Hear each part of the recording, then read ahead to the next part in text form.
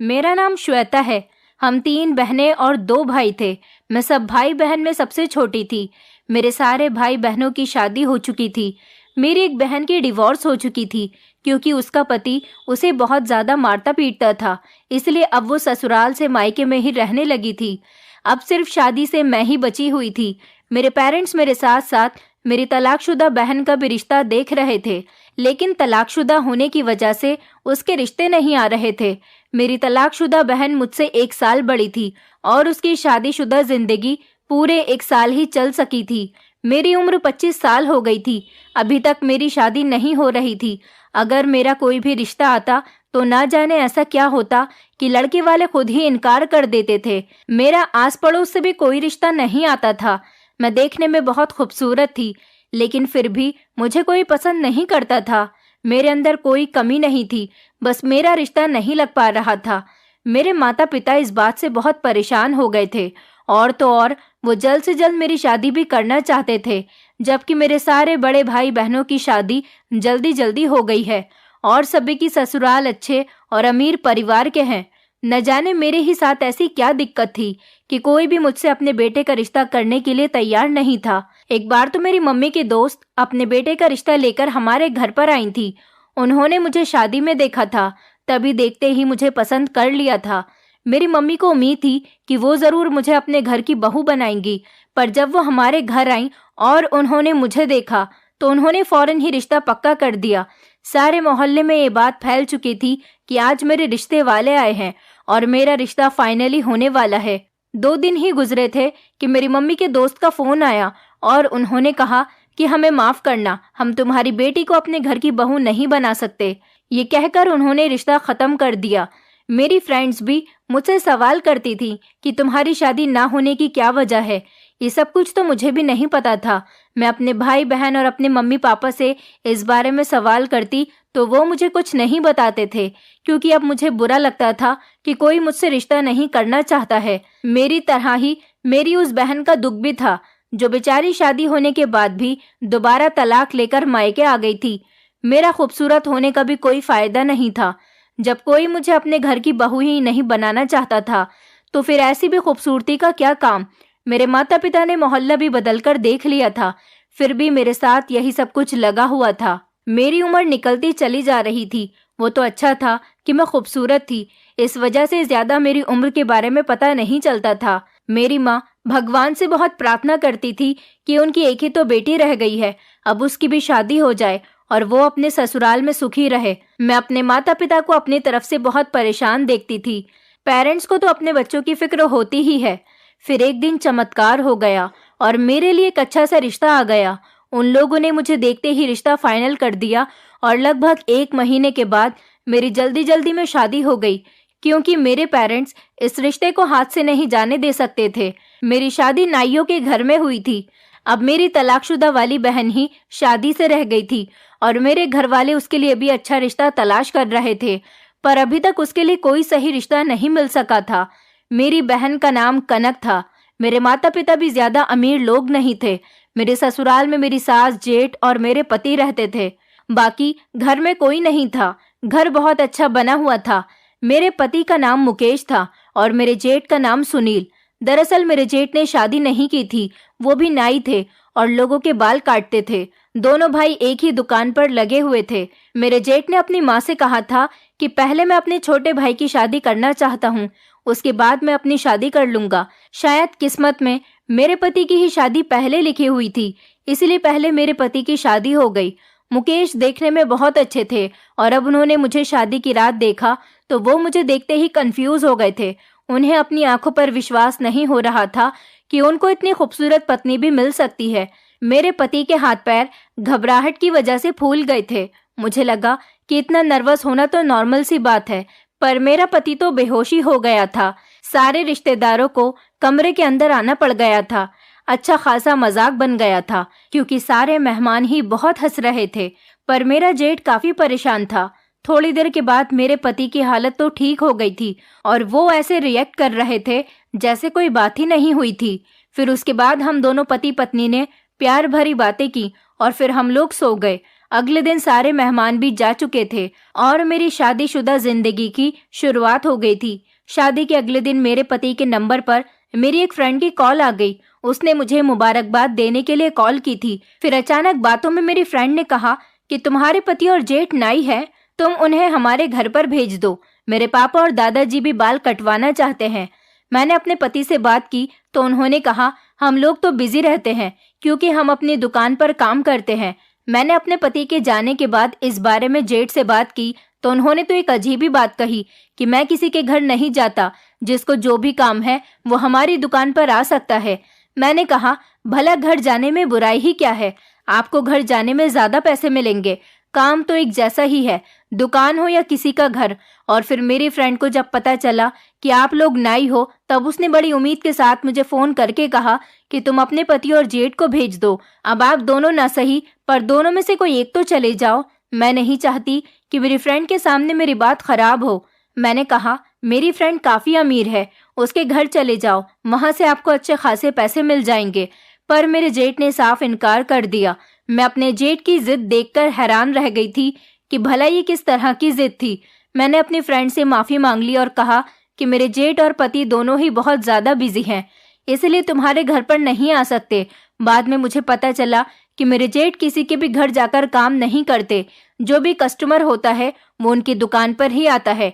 सब लोग कहते हैं कि मेरे जेठ पुराने नाई हैं, इसलिए उनको मेरे पति से भी अच्छा काम आता है। मेरे पति ने ये वाला काम तो हाल ही में शुरू किया था, लेकिन इससे पहले वो गारमेंट्स की दुकान पर कपड़े बेचते थे। मेरे पति की और जेठ जी की दुकान बहुत अच्छी चलती थी, उनके पास काफी सारे कस्टमर आते थे, इसलिए वो दोनों भाई मिलकर दुकान संभाल रहे थे। फिलहाल ये बात तो खत्म हो गई थी, पर इस घर में काफी ज्यादा सुनसान थी। मैं सारा दिन घर में अकेले रहकर बोर हो जाती थी। मेरी सास मुझसे ज्यादा बातचीत नहीं करती थी। वो बहुत ज्यादा संस्कारी औरत थी और हमेशा अपने कमरे में रहकर पूजा पाठ करती रहती थी। मैं घर का सारा काम करती थी, अपनी सास का खाना और उनकी दवाइयाँ मैं उनके कमरे में ही जाकर देती थी। लेकिन मुझे बहुत सुकून था कि मुझे यहाँ पर ज्यादा काम नहीं करना पड़ता था।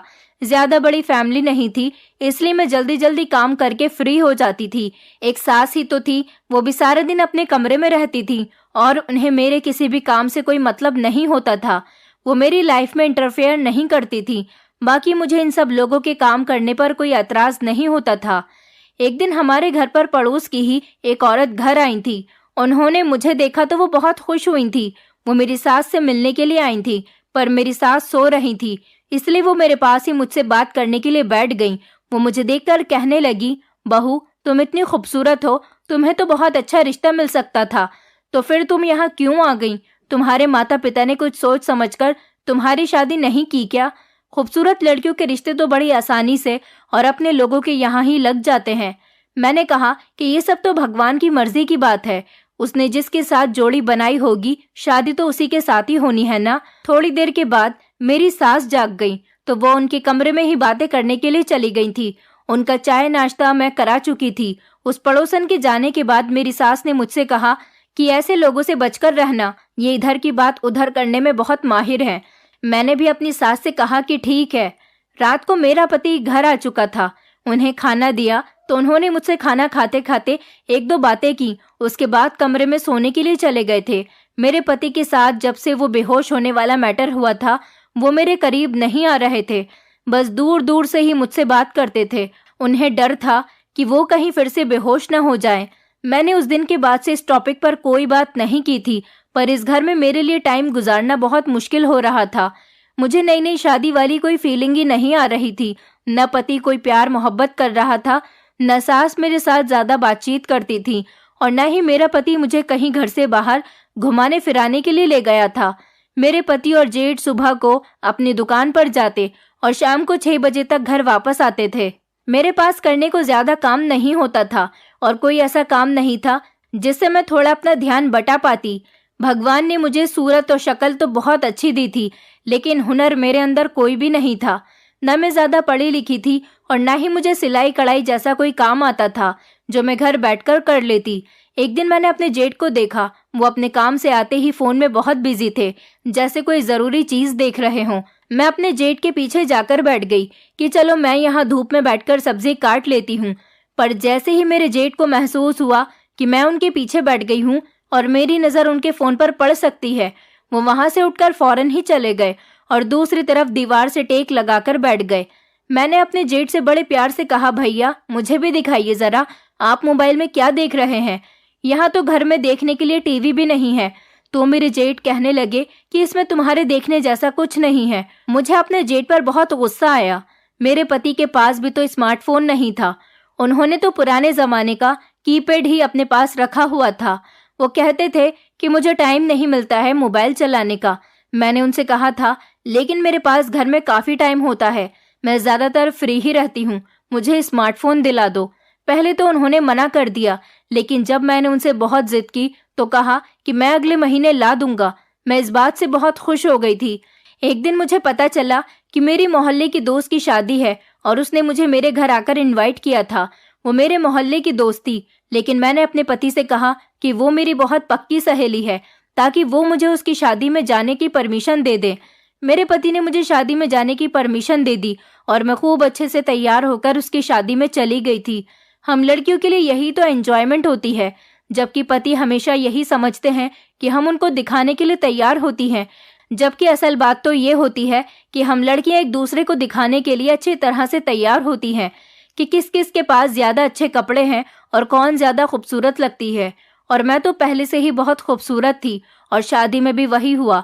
सब लोग मुझे देखकर बातें कर रहे थे कि इसकी शादी हो गई और किससे हुई है और कौन है इसका पति।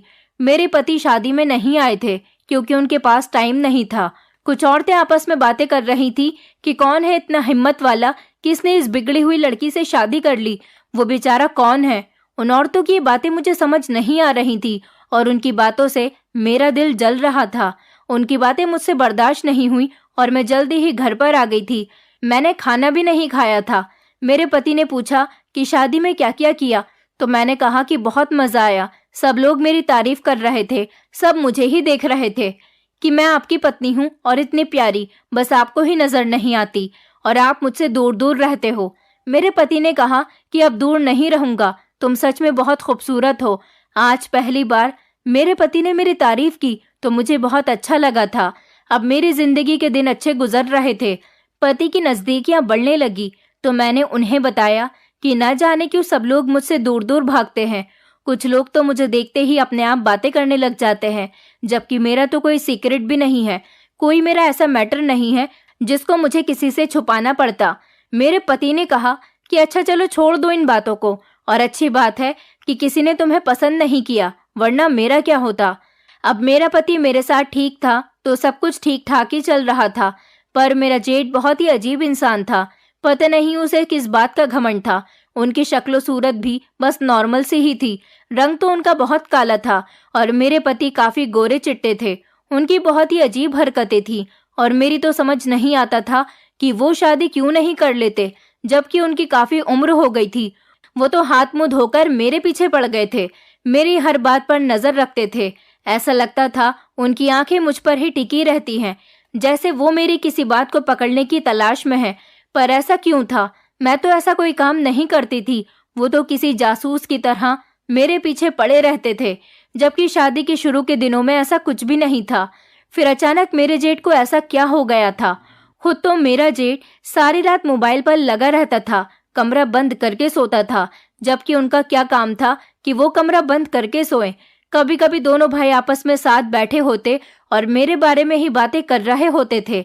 मैंने अपने जेठ की जुबान से अपना नाम सुना था, जबकि उनको ऐसा क्या काम था जो वो मेरे पति से मेरे बारे में बातें कर रहे थे। क्या वो मेरे पति को मेरे खिलाफ भड़का रहे थे?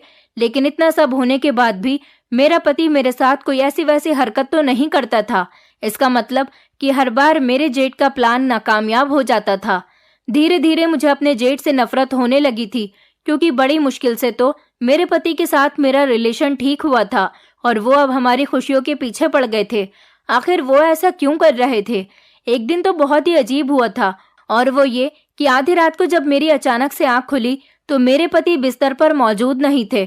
मुझे बहुत ज्यादा प्यास लग रही थी और मैं पानी पीना चाहती थी, लेकिन कमरे में पानी नहीं था और मेरा पति भी कमरे में मौजूद नहीं था।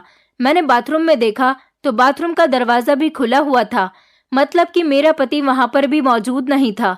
मैंने बाहर जाने के लिए दरवाज़ा खोलने की कोशिश की तो मैं दंग रह गई थी कि दरवाज़ा नहीं खुल रहा था। बाहर से किसी ने दरवाजे को बंद कर दिया था। मैं हैरान रह गई थी कि ये क्या, किसी ने आधी रात को मुझे कमरे में बंद कर दिया। मैंने बुरी तरह से चिल्लाना शुरू कर दिया और दरवाजे को भी दोनों हाथों से पीटना शुरू कर दिया, धक्के देना शुरू कर दिया और जोर जोर से चीखने लगी कि दरवाज़ा खोलो, दरवाज़ा खोलो। थोड़ी देर के बाद मेरे पति ने ही दरवाज़ा खोल दिया था। मैंने देखा कि मेरे पति और जेठ दोनों ही कमरे के बाहर आंगन में बैठे हुए थे और शायद मेरा पति उसी के साथ बैठकर कोई बातचीत कर रहा था। लेकिन मुझे कमरे के अंदर बंद करने की क्या ज़रूरत थी? मैंने कहा कि ये सब कुछ क्या हो रहा है? बाहर से दरवाज़ा किसने बंद किया था? मेरे पति ने कहा कि वो मुझे आदत पड़ी हुई है कमरे से बाहर निकलते ही दरवाज़ा बंद करने की, इसलिए मैंने गलती से कमरे के दरवाजे को कुंडी लगा दी। चलो, मुझसे गलती हो गई। मैंने कहा, आपने कमरे का दरवाज़ा अंदर से बंद तो कर दिया, लेकिन आप इस टाइम पर बाहर क्या कर रहे हो? क्या बात है, कोई परेशानी है क्या? तो उन्होंने कहा कि नहीं, कोई परेशानी नहीं है। मैं भैया के साथ थोड़ी देर बैठ गया था, लेकिन दोनों की शक्ल से लग रहा था कि मेरे पति मुझसे झूठ बोल रहे हैं और ऐसा लगता था कि ये दोनों मेरे बारे में ही बातें कर रहे थे। तभी तो इन्होंने मुझे कमरे के अंदर बंद करके बाहर से दरवाजे की कुंडी भी लगा ली थी ताकि मैं उन दोनों की बातें न सुन लूं। मेरे पति ने कहा कि तुम जाओ, मैं आता हूँ। मैंने कहा कि मुझे प्यास लगी है। उन्होंने कहा ठीक है, मैं तुम्हारे लिए पानी लेकर आता हूँ। वो जब पानी कमरे के अंदर लेकर आए, मैंने पानी पी लिया और कहा कि ये आप क्या कर रहे हो, मुझे बताते क्यों नहीं हो? आधी रात को आखिर ऐसी कौन सी बातें हो रही थी? तो वो कहने लगे कि तुम्हें पता तो है ना कि हम दोनों मिलकर घर चलाते हैं, तो बस घर खर्च की ही बातें कर रहे थे। ऊपर से माँ का भी ख्याल रखना होता है। बस यही सब बातें कर रहे थे और कुछ नहीं। मैंने कहा 11 बजे तक तो आप मेरे साथ सो गए थे। आधी रात को उठकर आपको ये बात कैसे याद आ गई कि आपको बातें करनी है? ये बात भला सुबह भी तो हो सकती थी ना। और मुझे कमरे के अंदर बंद क्यों किया आपने? ऐसे कोई अपनी पत्नी को कमरे के अंदर बंद नहीं करता। आपने जानबूझकर मुझे बंद किया। मेरे पति की शक्ल से लग रहा था कि वो मुझसे झूठ बोल रहे हैं, लेकिन उन्होंने बात बदल दी और कहा कि नहीं, मैंने तुम्हें जानबूझकर बंद नहीं किया और नींद नहीं आ रही थी तो मैं उठकर बाहर चला गया था। देखा तो भैया भी जाग रहे थे, बस हम दोनों बातें करने बैठ गए। ये तो कुछ गलत नहीं हुआ, तुम तो बात के पीछे ही पड़ जाती हो। चलो सो जाओ अब। मैं हैरान थी कि एक तो मेरे पति गलती कर रहे थे और ऊपर से गुस्सा भी मुझ पर ही हो रहे थे। फिलहाल मैं भी सो गई थी, लेकिन इसके बाद मुझे ठीक से नींद नहीं आई थी। सुबह तक मैं सोचती रही कि ये लोग आपस में क्या बातें कर रहे थे। अब मैं नोटिस कर रही थी कि अक्सर मेरे पति और जेठ आपस में कोई ना कोई बातचीत कर रहे होते थे और मुझे लगता था कि बात मेरे बारे में ही हो रही है। एक बार मैं अपनी एक फ्रेंड से बात कर रही थी, वो मेरे घर आई थी। जब मैंने उसे पूरी बात बताई कि किस तरह से शादी से पहले लोग मुझसे दूर भागते थे और कोई भी मुझे अपने घर की बहू बनाने के लिए तैयार नहीं था, जबकि मेरे अंदर कोई कमी नहीं है। मेरी फ्रेंड ने कहा कि औरत के अंदर एक कमी ऐसी होती है, इसके बारे में उसे कभी कुछ पता नहीं होता, शायद उसे बाद में पता चलता है। तुम भी तो कहीं बांझ नहीं हो गई? हो सकता है तुम्हारे माता पिता को इस बारे में पता हो और उन्होंने तुम्हें इस बारे में बताना ठीक नहीं समझा हो, क्योंकि तुम बच्चा पैदा नहीं कर सकती हो। लोग औलाद के लिए ही तो शादी करते हैं और हो सकता है कि तुम्हारे अंदर ये कमी हो। उसने मुझे किसी की कहानी बताई थी कि एक 10 साल की उम्र की लड़की थी और उसे बचपन में ही पता चल गया था कि वो कभी माँ नहीं बन सकती और फिर उसकी शादी भी नहीं हो रही थी। मेरे दिल में भी यही डर था, क्योंकि मेरी शादी को भी तो 8 महीने हो गए थे और अभी तक मेरे पास भी कोई बच्चा नहीं था। लेकिन अचानक से मेरी तबीयत खराब हुई। मैं अपनी सास के साथ डॉक्टर के पास चली गई थी, जिसकी दुकान करीब में ही थी। उन्होंने मेरे कुछ टेस्ट करवाए और बताया कि मैं प्रेग्नेंट हूँ और माँ बनने वाली हूँ। ये बात सुनकर मेरी सास बहुत खुश हो गई थी, क्योंकि ये मेरी एक ऐसी फिक्र थी जो कि अब खत्म हो गई थी। इसका मतलब ये था कि एक औरत की हैसियत से अब मेरे अंदर कोई कमी नहीं थी। फिर लोग क्यों मुझसे दूर भागते थे? ये बात मुझे आज तक समझ नहीं आई थी। डॉक्टर ने मेरा चेकअप किया और उन्होंने बताया कि आपका दूसरा महीना चल रहा है और आपका बच्चा बहुत कमज़ोर है, इसलिए आपको अपना बहुत ख्याल रखना होगा। घर आते ही सबसे पहले ये बात मैं अपने पति को बताना चाहती थी, लेकिन जब मैं और मेरी सास घर आए तो मेरे जेठ घर में बैठे हुए थे और फिर से अपने मोबाइल में बिजी थे। मेरी सास रास्ते में से ही मिठाई का डिब्बा लेकर आ गई थी। उन्होंने आते ही पहले मेरे जेठ को मिठाई खिलाई। उन्होंने कहा कि माँ, आखिर ये मिठाई किस बात की खिला रही हो। मेरी सास ने खुशी खुशी उन्हें ये गुड न्यूज़ सुनाई और कहा कि अब तुम ताऊजी बनने वाले हो और इस घर में तुम्हारा भतीजा या भतीजी आने वाला है। मैंने अपने जेठ की तरफ ताना मारते हुए कहा कि बस माँ जी, इतनी खुशी मत मनाओ, कहीं ऐसा न हो कि मेरी खुशी को किसी की नज़र लग जाए। ये कहते हुए मैं कमरे में चली आई, क्योंकि मुझे वैसे भी अपने जेठ पर बहुत गुस्सा आ रहा था। पति को मैंने अपने जेठ से कॉल करवा के बहाना करके घर बुला लिया था कि घर में खाने को कुछ नहीं है, खाने का सामान लेकर आ जाओ। जब वो सामान लेकर आए तो मैंने उन्हें ये खबर सुनाई। वो बहुत ज़्यादा खुश हुए थे और उन्होंने बाहर जाकर ये बात अपने भैया को बता दी। वो भी बहुत खुश हुए थे और उनको आशीर्वाद देने लगे थे। मैंने अपने दिल में सोचा कि मेरे जेठ को मैं अच्छी नहीं लगती तो मेरे बच्चे कैसे अच्छे लगेंगे। हमारे घर में खुशियां ही खुशियां झूमने लगी थी। मेरी सास ने मेरी नज़र उतारी और उन्होंने मेरे पति को बताया कि बहू को कमजोरी है, इसलिए उसे अपना बहुत ख्याल रखना होगा। मेरे पति ने कहा कि घर के सारे काम छोड़ दो, अब तुम्हें आराम ही करना होगा। मेरी सास कहने लगी, बहू, जब तुम नहीं थी तब भी मैं घर का सारा काम करती थी, अब तुम आराम करोगी और सारे काम मैं खुद ही कर लिया करूंगी। तुम बस खाना बना देना, बाकी का सारा काम मैं खुद कर लूंगी, बस तुम आराम करो। इतने सालों बाद मेरे घर में बच्चों की किलकारी गूंजने वाली है। मैं अपने ससुराल वालों की इतनी मोहब्बत देखकर बहुत ज़्यादा खुश हो गई थी। लेकिन फिर अगली रात कुछ ऐसा हुआ कि मुझे ऐसा महसूस हो रहा था जैसे मैंने कोई सपना देख लिया हो। जैसे मैं अपने कमरे से बाहर निकल कर गई थी, लेकिन सुबह उठी तो ये सिर्फ सपना ही था। अगले दिन जब मैंने अपने जेठ को सुबह का नाश्ता बनाकर दिया तो मेरे जेठ ने मुझसे कहा कि श्वेता, अब मैं परेशान हो गया हूँ, ऐसा मत किया करो। अब तो तुम माँ भी बनने वाली हो, अब तुम्हें सारी बातें समझनी चाहिए। मैंने कहा, भैया, ये आप कैसी बातें कर रहे हो।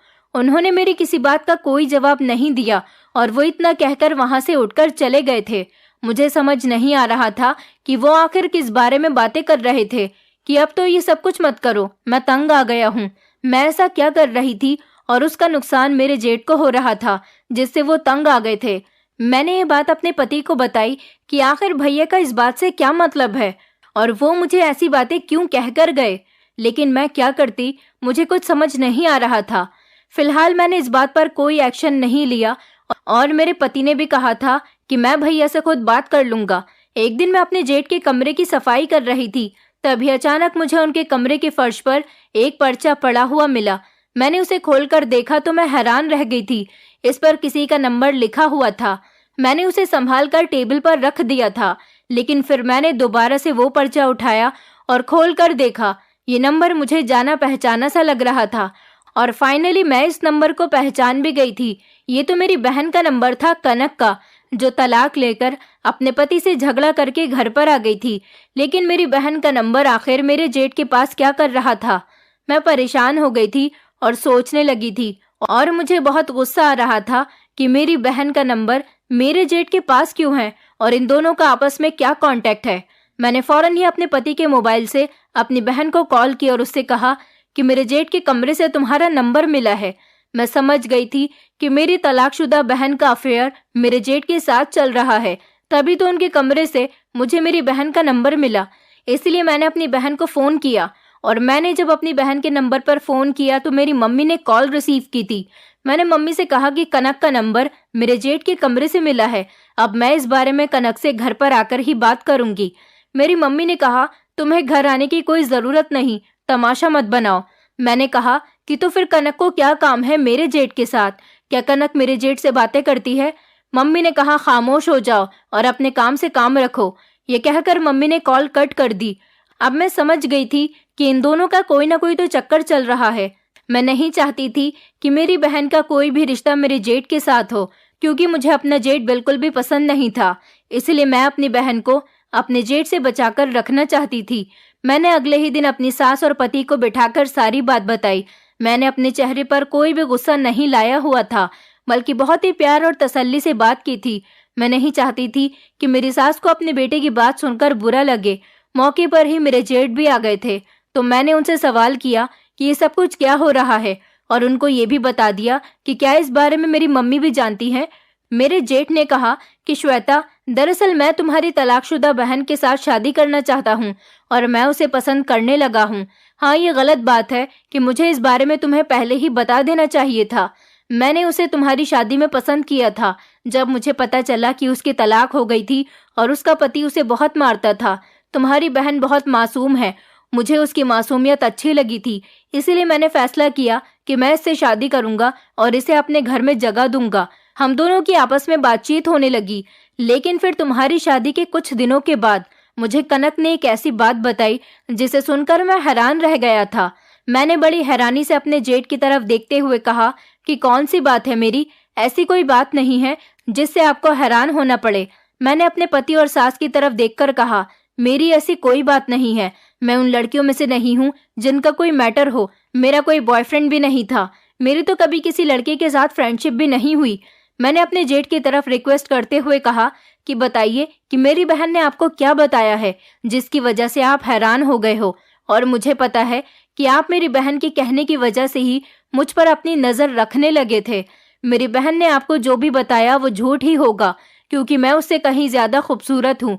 वो मुझसे पूरे 1 साल बड़ी है और मुझसे शादी से पहले बहुत झगड़ती थी, इसलिए उसने मुझसे बदला लेने के लिए ही आपको मेरे खिलाफ भड़काया होगा। मेरे जेठ ने कहा कि उसने मुझे जो भी बताया है वो सब कुछ सच है, क्योंकि मैंने तुम्हारे माता पिता से भी बात की थी। उन्होंने भी कहा था कि ये बात सच है, लेकिन उन्होंने हमें शादी से पहले इसके बारे में कुछ नहीं बताया था। शादी के बाद ही मुझे तुम्हारी बहन की वजह से सब कुछ पता चला, और इसी सब को लेकर हम दोनों भाई आपस में बातें किया करते थे कि तुम्हारा बहुत ज्यादा ख्याल रखना होगा। मैंने कहा, क्यों? मेरा क्यों ख्याल रखना होगा? मैं ऐसा क्या करती हूँ? क्या मैं घर से बाहर निकल जाती हूँ? मैं तो यही समझ रही थी कि ये लोग मुझे कैरेक्टरलेस कह रहे हैं। फिर मेरे जेठ ने कहा कि तुम्हारा ख्याल रखने से मतलब है कि तुम्हें बंद करके रखना होगा। फिर उन्होंने मुझे असल बात बताई तो मैं सुनकर हैरान रह गई थी, क्योंकि ये राज जानने के बाद मेरी जिंदगी की सारी उलझनें मुझसे दूर चली गई थी। क्योंकि ये राज जानने के बाद मुझे मेरे सारे सवालों का जवाब मिल गया था। दरअसल मुझे नींद में चलने की बीमारी थी, और नींद में चलकर ही मैं हमेशा किसी दूसरे इंसान के कमरे में जाकर सो जाती थी या फिर घर से बाहर निकल जाती थी। ये बात मेरे सारे रिश्तेदार और मोहल्ले वाले जानते थे। मुझे इस बारे में कभी कुछ नहीं पता था, क्योंकि मेरे माता पिता नहीं चाहते थे कि अपनी इस बीमारी को सुनकर मैं अपना दिल छोटा करूं और अपनी इस बीमारी की वजह से मैं कहीं डिप्रेशन का शिकार न हो जाऊं। इसलिए उन्होंने मुझे ये बात नहीं बताई थी। फिर जब शादी के बाद मेरी बहन और मेरे जेठ की आपस में फोन पर बातें होने लगी तो उसने बातों ही बातों में मेरे जेठ को ये बात बता दी थी। मेरे जेठ को मेरी बहन पसंद आ गई थी।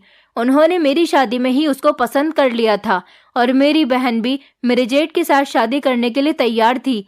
मेरे जेठ ने इस बारे में मेरे माता पिता से बात कर ली थी और कहा था कि वो उनकी तलाकशुदा बेटी से शादी करना चाहते हैं, और जल्दी ही वो इस बारे में अपने घर पर मुझे और अपनी माँ को भी बता देंगे। मेरे माता पिता को इस रिश्ते से कोई एतराज नहीं था, क्योंकि मैं भी अपनी ससुराल में अच्छी रह रही थी। एक न एक दिन तो मेरे ससुराल वालों को ये बात पता चल जानी ही थी। मेरे माता पिता ने ये बात मेरे ससुराल वालों को शादी से पहले इसलिए नहीं बताई थी कि जिन लोगों को ये बात पता होती थी वो लोग मुझसे शादी नहीं करते थे। बड़ी मुश्किल से तो यहाँ पर मेरा रिश्ता लगा था। एक दिन मेरे जेठ को जब एहसास हुआ कि मैं नींद में चलकर उनके कमरे में जाकर सो गई तो वो बहुत ज्यादा हैरान रह गए थे, और उन्होंने ये बात मेरे पति से की थी। और फिर इस तरह से मेरे पति को भी पता चल गया था, और मुझे कभी इस बारे में पता नहीं चला, क्योंकि मेरी नींद बहुत पक्की थी। मेरे पति ने मेरे घर वालों से बात की तो उन्होंने कहा कि ये बात सच है और उनकी बेटी को नींद में चलने की बीमारी है, लेकिन हमने आपको इसलिए नहीं बताया था क्योंकि उनकी बेटी का कहीं भी रिश्ता नहीं लग पा रहा था।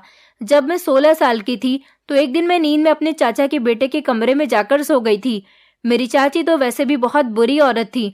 उन्होंने इस बात का गलत मतलब निकालकर सारे मोहल्ले में इस बात को आग की तरह फैला दिया था, और सब लोगों को यही भरोसा दिलाया था कि मैं एक गलत लड़की हूँ और जबरदस्ती लड़कों के कमरों में जाकर सो जाती हूँ, और उनको लगता था कि मैं एक्टिंग करती हूँ। मुझे कोई बीमारी नहीं है, मैं कैरेक्टरलेस लड़की हूँ और जानबूझकर मैं किसी के भी साथ सो जाती हूँ। ये बात मेरे घर वालों ने मुझसे छुपाए रखी थी। फिर एक दिन मेरे पति को पता चल गया, इसलिए वो दोनों भाई आपस में बातें करते रहते थे कि मेरे साथ क्या किया जाए। यहाँ ससुराल में किसी को ये बात पता न चले, इसलिए वो दोनों मेरा ख्याल रखना चाह रहे थे, और अब मैं माँ बनने वाली थी तब से वो दोनों मेरा और भी ज्यादा ख्याल रखने लगे थे। तभी मेरे जेठ ने कहा था कि अब तुम ऐसी हरकतें मत किया करो, मैं तुमसे तंग आ गया हूँ। इसका मतलब यही था कि मैं नींद में चलकर उनके कमरे में चली जाती थी, लेकिन मुझे बिल्कुल भी ये सब कुछ याद नहीं था कि मैं कब और किस तरह से अपने जेठ के कमरे में जाती हूँ। मेरे पति ने मुझे वीडियो भी दिखाई कि तुम किस तरह से चलकर जाती हो। मैं वीडियो देखकर हैरान रह गई थी और मैंने अपने पति, सास और जेठ से कहा कि मुझे ये बीमारी है। इस बारे में तो मुझे कुछ नहीं पता था, लेकिन मैंने आप लोगों को जितना भी तंग किया उसके लिए आप मुझे माफ कर दो। मेरी सास और जेठ ने कहा कि इसमें तुम्हारी कोई गलती नहीं। मैंने अपने पति से कहा था कि क्या इस बीमारी की वजह से कल को मुझे कोई नुकसान पहुंच जाए या मैं लाचार हो जाऊं, मुझे कोई और बीमारी हो जाए, तो क्या तुम मुझे अकेला छोड़ दोगे? मेरे पति ने कहा कि ये तुम्हारी गलत फहमी है, मैं तुम्हें बहुत प्यार करता हूँ, मैं भला तुम्हें कैसे छोड़ सकता हूँ? मुझे तुम पर पूरा भरोसा है, इसलिए तो मैं तुम्हारा ख्याल रखता हूँ। ये तुम्हारी अच्छे होने की पहचान है कि तुमने इतने अच्छे तरीके से मेरे घर की गृहस्थी को संभाल कर रखा है। ऐसा ना हो कि किसी दिन नींद में तुम घर से बाहर निकल जाओ और तुम्हारे साथ कुछ गलत हो जाए। इसलिए मैं और भैया तुम्हारे लिए परेशान रहते थे। और तुम्हें पता है, जब मुझे पता चला कि तुम्हें ये प्रॉब्लम है तो थोड़ी देर के लिए मैं भी परेशान हो गया था, लेकिन फिर भैया ने मुझे तसल्ली दी और उन्होंने कहा कि श्वेता बीमार है, वो अपनी मर्जी से ऐसा कुछ नहीं करती। उन्होंने मुझे बहुत समझाया और उस दिन के बाद से ही मैंने फैसला कर लिया था कि मैं तुम्हें ये बात पता चलने नहीं दूंगा। अगर तुम्हें ये बात पता चली तो तुम्हें बहुत दुख पहुंचेगा। मैंने अपने जेठ से माफी मांगी और कहा कि मुझे माफ कर दीजिए, मैं आपके बारे में बहुत बुरा सोचने लगी थी और मैं कनक से भी माफी मांग लूंगी, क्योंकि मैं सोचती थी कि कहीं उसने आपको मेरे खिलाफ भड़का तो नहीं दिया। लेकिन आप लोगों ने तो मेरा घर बचाया है। मैंने अपने पति से कहा कि अब मैं नींद में चलूं तो आप मुझे फौरन जगा देना, ताकि मुझे पता चल जाए और इसका कोई इलाज हो सके, और मैं भी इसका इलाज करवाना चाहती हूँ। इसलिए अगले दिन ही मेरा पति मुझे डॉक्टर के पास लेकर गया। डॉक्टर ने कहा कि आपकी ये बीमारी जल्दी ही ठीक हो जाएगी। अक्सर ऐसा होता है कि नींद में चलने वाले इंसान को अपना कोई होश ही नहीं रहता, जबकि मेरी ये बीमारी तो काफी सालों पुरानी थी, पर भगवान की कृपा से मेरी ये बीमारी बहुत जल्दी खत्म हो गई, क्योंकि मेरे ससुराल वालों ने मेरा बहुत ख्याल रखा था।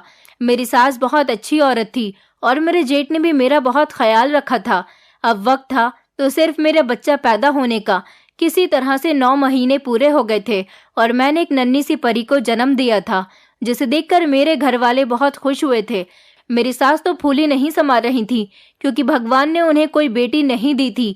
मेरे पति ने कहा था कि इस दौरान मैंने हर रात तुम्हारा बहुत ख्याल रखा है, लेकिन भगवान की कृपा से तुम एक रात भी नींद में नहीं चली हो। धीरे धीरे तुम्हारी ये बीमारी बिल्कुल खत्म हो गई।